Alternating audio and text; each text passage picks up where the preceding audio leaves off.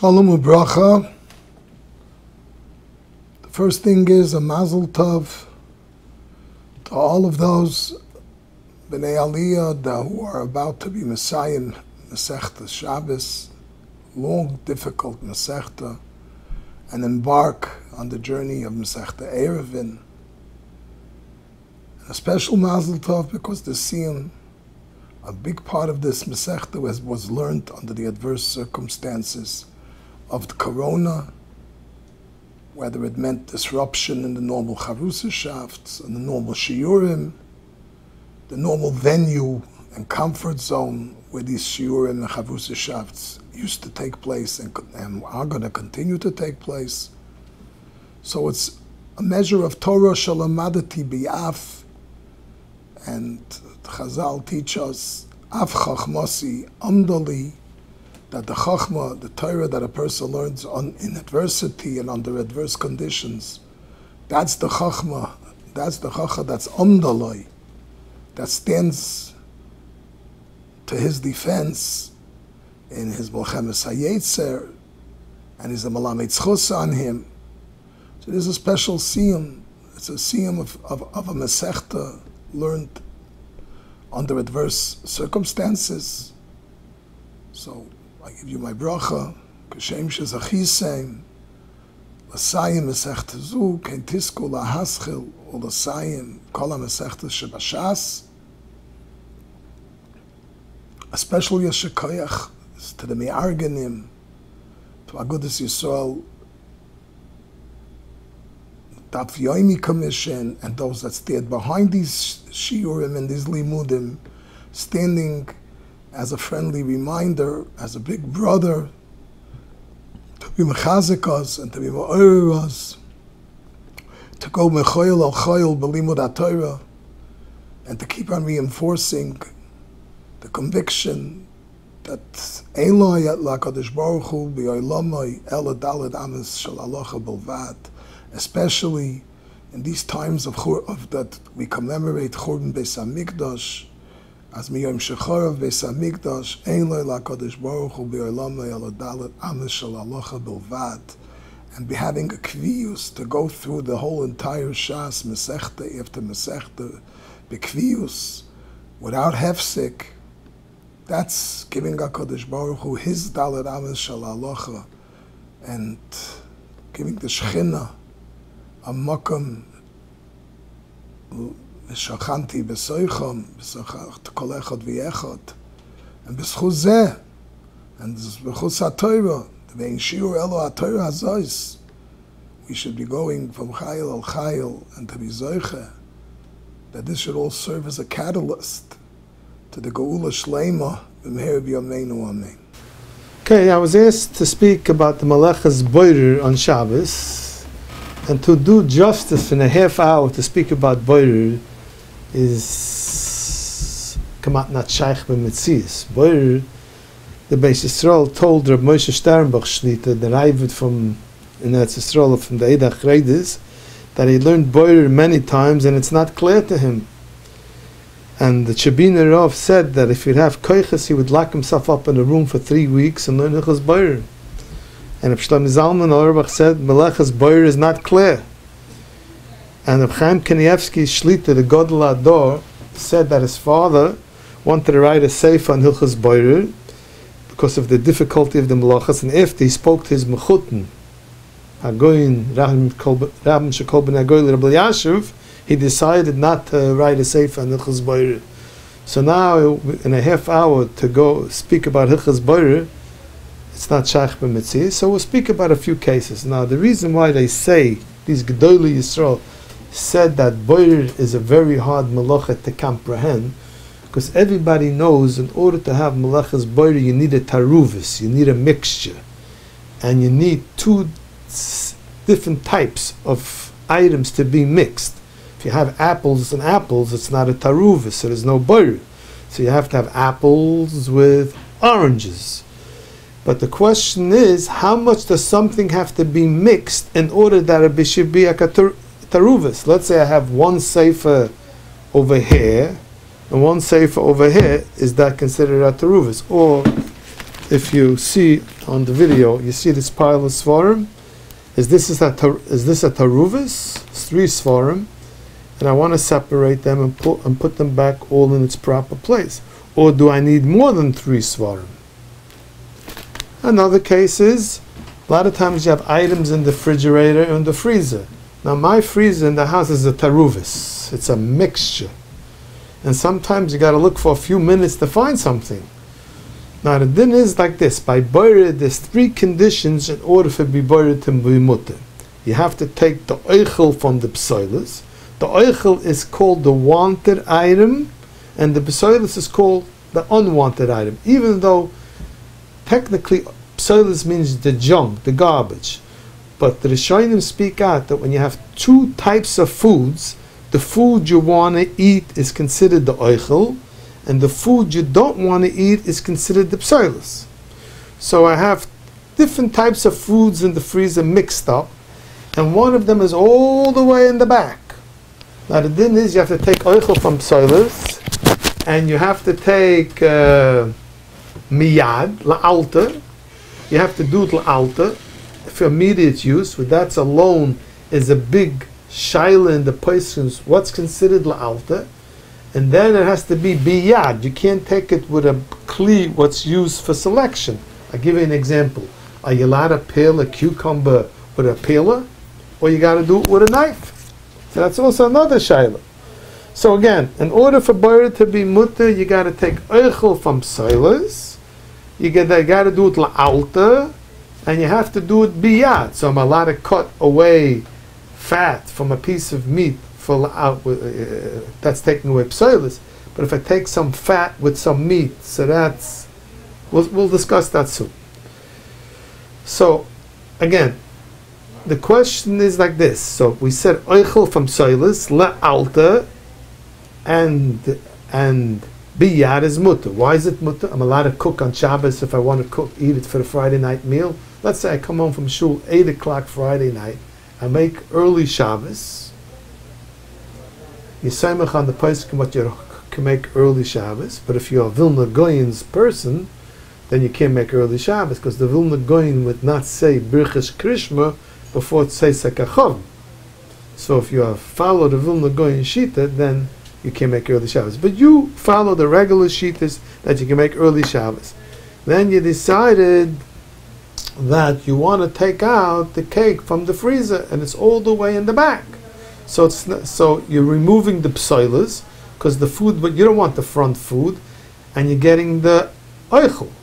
And you're not allowed to remove the psoilus from the oichel. You have to remove the oichel from the psoilus. So what do you do now with the freezer? How do you get out the cake for dessert? You invited your future mechutin. You have the strawberry cake with 7 types of creams on it, and now you want to get to the cake. So what do? Well, you have a refrigerator what's not so, it's tightly packed, and you want to get out the food what's in the back. So you have to remove the psoilus to get to the oichel, and that could be an issur d'oraisa according to some poskim. And so let's go back to one shaila. La'alta, you need for immediate use. So I'll give you a practical example what many of us don't know. Your wife wants to make the egg salad. The meaning in Klal Yisrael is that Shabbos morning you eat, in Yiddish they say ayah mitzvivel. They used to take eggs, cut up onions, and mix it together with some oil or some mayonnaise. Now we're not going into the malacha if there's losh on it, and there's muksa problems with peeling the egg. But now we're talking about peeling the egg. So that's bórer too. It's mutter la'alta. Even though over there you're taking away the psoilus from the oichel, because you're removing the eggs from the oichel, and we have to, really the halach is you have to take the oichel from the psoilus. So there the Ramah speaks out at the end of Siman Shin Chof Aleph, since you see efshe be'inyan achar, you can't get to the egg without removing the shell, we will matter that. Okay, so I'm peeling the egg. Now my wife wants to peel it 9 o'clock in the morning, make the egg salad, because she wants to go meet her husband from shul, or she wants to go to a kiddush after she prepares the meal. Is that considered la'alta or not? So the din is that's not considered la'alta. La'alta, according to Rabbi Moshe Feinstein, the Rabbi Shekol B'nei Hagoyla, la'alta is the normal amount of time it takes to prepare the meal without trying to do something else after you prepare the meal. So let's say she wants to prepare the meal and daven, she's not allowed to do that either. She has to wait to the last moment. Let's say it takes to prepare the meal a half hour. So she has to wait for that half hour time frame and then do the bורר. Let's say she has a large oilam, she's making a Shabbos Sheva brachas, and she has 116 people eating the meal there. So then she has an hour and a half to peel the eggs. But she can't do anything, she can't plan that she wants to do something in between. Okay, so that's the share from la'alta. Now the shaila is like this. A lot of times you have something in the freezer, in the front of the freezer, where that is not in the taruvas. Really, you need 5 hours for defrosting, but you don't want to get up 5 o'clock, 3 o'clock in the morning, so you want to take it out before you go to sleep. Is that considered la'alta or no? Because la'alta would mean have 5 hours, but you don't want to get up 3 o'clock in the morning. You want to take it out before you go to sleep 11 o'clock Friday night. So is that considered la'alta or not? So the poskim, the consensus of the poskim is that that's considered la'alta. As long as you couldn't do it before Shabbos because it wouldn't be so fresh. But if it'd be fresh, if you take it out before Shabbos, that wouldn't go into the time frame of la'alta and it wouldn't be mutter. It's a very important halacha, which people don't chap. It's a problem of la'alta. That it could be a problem of bורer. Then I'll give you a practical example. You have parents who live 3 blocks away from you. Your mother asks you before you leave, could you make the egg salad for shalosh shudas? Now, you're leaving 3 o'clock. They're eating shalosh shudas 6 o'clock. Is that considered la'alta? L'mais, it's not la'alta, because if you'd be around, you could do it 5:30. But you don't want to be there 5:30. You want to leave 3 o'clock. So is that considered la'alta, that you would be able to make the egg salad for your mother? Or you wouldn't be able to make your egg salad for your mother? Reb Shlomo Zalman Auerbach says that's not considered la'alta, and you would not be able to make the egg salad for your mother at 3:30. You have to tell her, Mom, I love you dearly, but I can't make you egg salad. I got to make you something else because I can't peel the eggs so in advance because it's not la'alta. Even though if somebody comes to borrow you and wants to borrow something from you, and you have to do bórer in order to give them that item, that would be mutter. Now I'm not going to explain the difference between preparing the meal for your parents and borrowing somebody an item. We're not going to go into that right now. So let's go back now. So to preparing a meal, your wife is allowed to do it la'alta, oichel mitoich psoilis, and biyad. Now it doesn't mean biyad that you have to do it by hand. You could do it with a knife because a knife is an extension of your hand. But a very practical application is a peeler. Or you're allowed to use a peeler in order to peel your cucumbers. Or you want to peel an apple. Is that mutter with a peeler? So the Iglay Tal holds that when I want to peel a cucumber, it's an issa d'oraisa because a peeler is considered a utensil what you do bórer with. They quote B'Shem Reb Moshe that it's not bórer b'kli if you use a peeler.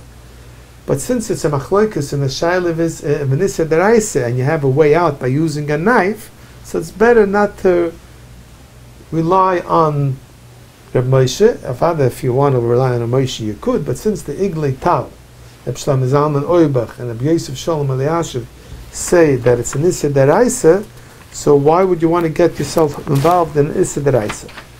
Now we said before that the main difficult of bórer is what's considered a taruvas. So I want to quote you a lashon from a Trumas Hadeshin. What the Trumas Hadeshin says, and you'll see how chomer it is. The Trumas Hadeshin says like this. I'm going to quote you as lashon. It's Siman Nun Zayin. Nom nida the ma'oid hoy keneged svaras halev. It would be against the svaras halev, means svara from your mind. The shnei minim shenikorim bafradosim, 2 minim, what it's nick, it's recognizable that they're separate. Chatichas gedoilas, big pieces, sheminochem yachad, that they're laying together. So again, his lashon is shnei minim, two minim, shnei korim, recognizable, b'afredasim, that they're separate, and the chatichas gedoilis, what are laying next to each other, the yehei breira shaychabu, that there should be breira. Why? Because it's big pieces, it's recognizable. The only thing is, it's in close proximity.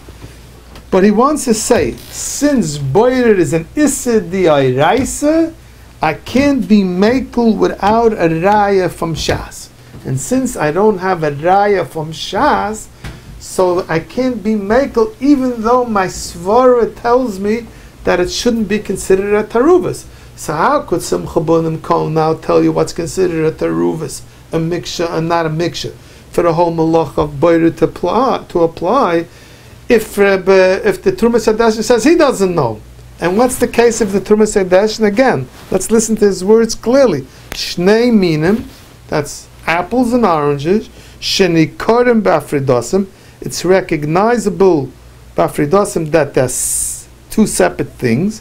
Chatichas gedolis, big pieces, not even small. Sheminachim yachad, and on that he says his svara. The Trumas Hadashin says his svara would be that it shouldn't be a taruvas, but he doesn't want to be mekel with a svaras kresis. Svaras kresis means a svara without a raya. So how can anybody come after the Trumas Hadashin? He was from the Gdoila Achroinim. B'Yosef quotes him. He's from before the B'Yosef's time. So how could anybody come? And then Reb Shlomo Zalman Auerbach says something. He does give us guidelines what's considered a teruvis. He writes like this in a Me'ora Shabbos, brought down a Ksav Yad from Poisik Ador of Shlomo Zalman Auerbach. He says, "Shetoli b'naz b'nei Odom." What's considered a teruvis? It's totally in the people's das, v'hagoshasim in their feeling, im choshev b'neim k'mu'urav. Does it look in their eyes? Do you look at this as a mikshah or not? Do you look at this pile of svarim as a mikshah or not? That's what Reb Shlomo Zalman says. So how can he go against the Trumas Hadashin? The Trumas Hadashin says that he doesn't know what's considered a taruvas, and Reb Shlomo Zalman Auerbach is now telling us that something what people don't consider a mikshah is not considered a taruvas. So you have to say as follows. The Trumas Hadashin is talking about that it's lying very close, and therefore, and the only reason why he wants to say that it's considered, he wants to be matter, because each min is recognizable, but they're lying in such close proximity that when people give a look at it, they say this is a mixture. That Reb Shlomo Zalman wants to be mekel. The Trumas Hadashin is talking about where it's in close proximity, it looks like a mixture. The only reason why you would say that it's not a mixture, because it's nikah, it's recognizable. Each min is nikah, is nikah in front to you, that's separate.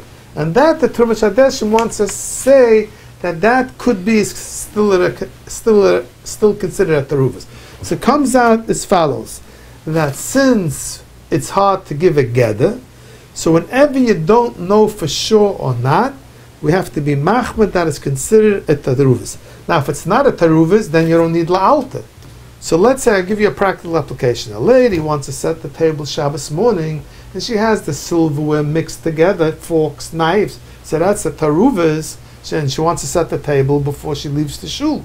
Forget about peeling the eggs. That we said there's no eitzah for. But she wants to set the table. So the eitzah what the poskim give, let her take the whole silverware, throw it down on the carpet, not on the wooden floor. You don't want to damage your pure silver, what you have. You throw it on the floor. So now it's not considered a mixture now, because each one is separate. Then pick up the four, then pick them up one by one and set the table. So you made it ois taruvas.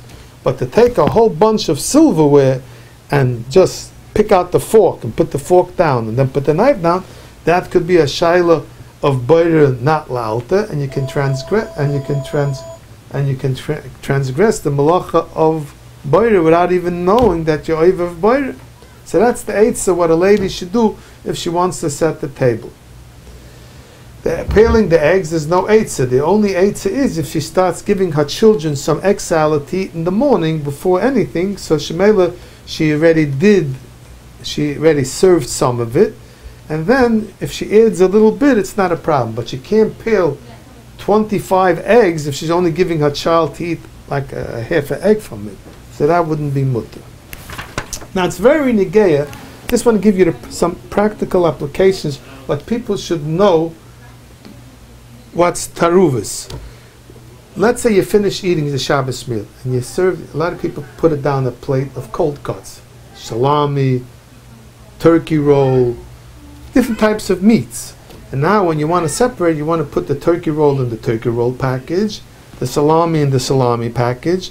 So you're separating a taruvas that you're not allowed to do either. What you have to do is you have to put them all in one bag, and then after Shabbos separate it.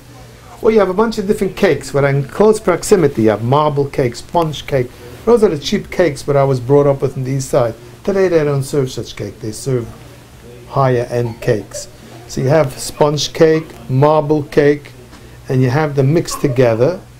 And now you want to put the marble cake in the marble cake bag, and the sponge cake in the sponge cake bag, and this one and the other cake in the other bag. Could be over b'orer min haTorah, and you won't even know that you're over b'orer min haTorah.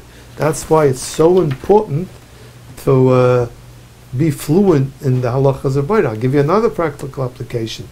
A fork fell into the garbage. Your wife was cleaning the Shabbos plates, and then she realizes she's missing a fork, and it's all the way in the middle of the garbage can now. Taking out the junk, that's the psoilus, to get to the fork, is the oichel. So you're removing psoilus from oichel. So what do? Now to remove psoilus from oichel to get to the oichel, and you're not even using the fork la'alta. So that you could use the fork la'alta, go eat a fruit, use the fork. But you're not allowed to remove psoilus, and you're not in the mood of taking the whole garbage can and spilling it all over your kitchen floor in order to make it that it's not no more mixture. So for this you got to ask your local Orthodox rabbi. A fork fell in. You know, if it's a paper fork, it's not worth too much money. Okay, so that's not a kapara. But if it's a fork, what costs a lot of money, and it's part of a whole setting. So what are you going to do now? You're going to, and b'orer is in all different malachas. It's with svarim. You have a bunch of svarim, and you want to prepare it Shabbos Friday night. So when you get up Shabbos morning, you shouldn't have to go wake up somebody. Svarim is in a room, so you pick out from a mixture. So the shayla is a shelf of svarim, considered a mixture, or since it's neatly ordered, it's not considered a mixture. These are all shaylas which you need psakim for, and it's not possible for me to go over the whole halachas b'orer with the psakim. So I'd rather discuss shaylas what come up that you should know to ask. Rabbi Moshe once told me, Rabbi Moshe, that you should write Hilchos Shabbos in English. So I said, well, why? He said, because you want that people should know that they're shaylas. Not everything has to be gepaskened in an English sefer. A person reads it, he knows there's a shaylas, he calls up somebody, and he asks. The main thing is to be ma'oyer people that the shaylas. The Chavetz Chaim writes in brings down the Yaris Davash, that without learning Hilchos Shabbos, it's not shaykh to be a Shayme Shabbos. So if you learn the Svarim, you can't learn the whole Mishnah Berurah, it takes a long time, but if you learn Svarim, or discuss the shaylas, and some Svarim give you eitzes, some Svarim tell you to ask somebody. The main thing is to ask somebody. I'll give you another shayla. You have ice cubes in a pitcher of orange juice, and you want to spill out the orange juice in a cup. So the orange juice is the oichel, so that's mutter. Whatever you pour out is the oichel. Whatever stays behind, whatever is movable, that's what you take. But you have ice cubes, and you have a pitcher, what's a strainer? And you're not allowed to use even if you take oichel from soilish, you're not allowed to use a kli b'orer. Now when you have a strainer on the pitcher, it's a kli b'orer because it's made to hold back the ice cubes. So you're taking taka oichel from soilish, but you're only allowed to do it biyad, we said, but not with a kli. Everybody pours from a pitcher orange juice with ice, and the ice cubes stay behind. So you did b'orer min haTorah without even knowing that there was a shayla of b'orer. I'll give you another shayla. Some people have salt shakers with rice in it. So the rice stays by and the salt comes out. And the rice is there to keep the salt fresh, whatever. So you b'orer the salt from the rice with a kli b'orer. So that's a big machlekes haposkim if you're allowed to do that. But Moshe held you're not allowed to do that. So we see that there's so many shaylas what come up in the hilchos b'orer which must be discussed. You have to learn it. brought English for him, but discuss these shilas, but go through Bורer. Bורer is one of the most important halachas to learn on Shabbos. Bishul is not so negay as negay, because we usually don't cook on Shabbos. But Bórer doesn't go buy a meal. You want to take out your children's clothing Shabbos Friday night, so when they go to shul Shabbos morning, and they have 10 different types of socks. So when I was growing up, we all wore black socks, so it's all minechad. But today, kids have blue socks with stripes on it, orange socks. It's a new door today with different types of socks. I once asked the guy, I want to make a shachayoni on your socks. They're so beautiful, so many different colors. I want to make a bracha of the nafloyes habayre.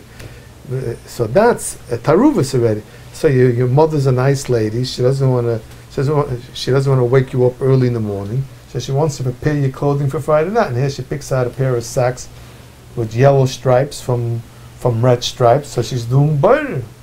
Or you want to pick out a certain type of a shirt. You have different types of shirts. Some people have all the same shirts, so it's min echad. But if you have a bunch of ties, one is black, one is blue, one is green, one is yellow, and you want to pick out the yellow tie from a bunch of different ties in their close proximity, so you did Bórer. And the refrigerator is also a big shayla of Bórer. So if you have a neat refrigerator, and it's large items, so maybe that's not considered truths. But sometimes it takes you 5 minutes to find in the refrigerator what you're looking for, and you get frustrated in the middle. So that's a taruvus. So what do you do for all these things? Now I'm not going to give you the eitzes, because everything is a machlekes hapayis. I'm not interested in giving you the way I see it, because this is going to a rabbi, multitudes of people. So if I write it in my sefer, which is coming out soon, the Shabbos Kitchen, I'm redoing it. There is a big chapter of Bórer, but right now, my tachlis is not to give you the psakim, because it's not written, and if it's not written, then it becomes, everybody understands it a different way. I once used to go to Rabbi Moshe a lot during the week to ask him questions. So I asked him one week, last week the Shiva answered like this, and this week you're answering like this. She says, as long as I don't write it, I don't have to take achrayus from it. So if I'm going to give you the answer to all these shilas, people are going to stand at one way and they're going to say, I said like this, I said like this, I decided that I'm only going to give you the shilas. So I gave you the shilas, and there's many more shilas. Contact lenses is a shilah. There's so many shilas in Bórer that we could sit here for hours and discuss the shilas. The tachlis of these few minutes was to be ma'oire you that you should learn Bórer and get a klokheit in the Malachas Bórer. Asher chelkechem that you finished Masechta Shabbos. Masechta Shabbos is one of the hardest Masechtas to learn and to know Halacha l'maisa. I was once walking with Rabbi Feinstein in the street years ago, a long time ago, 50 years ago, and he said, you know, in the new door, it's going to be hard to find somebody that knows everything clear. So you should work on Hilchos Shabbos. I told him, Azoi Weinig, so little Rosh Hashiva. He says, you'll get older, you'll see you'll have tzoros with Hilchos Shabbos alone. I'm learning Hilchos Shabbos on and off for many years. It's from the hardest halachas. Bórer is hard, oil is hard. There's so many practical applications. HaKadosh Baruch Hu shebanshu. That's why, just like you finish Masechta Shabbos, you should learn it again and again and again. And the Eibusha shebensh us that the Eibusha should send us Mashiach Tzidkeinu B'Karav Mamash.